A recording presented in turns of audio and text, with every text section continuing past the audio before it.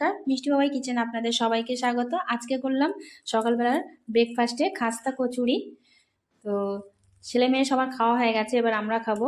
বেশ মচমচে হয়েছে, দেখুন কি সুন্দর ভেঙে যাচ্ছে। ভিতরে পুরটাও খুব সুন্দর, ভিতরে পুরটা ছাতুর পুর দেওয়া, ছাতুর সঙ্গে আরও অনেক কিছু দেওয়া।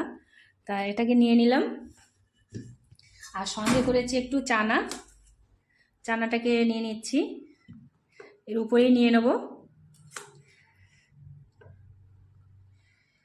সুন্দর করে। তারপরে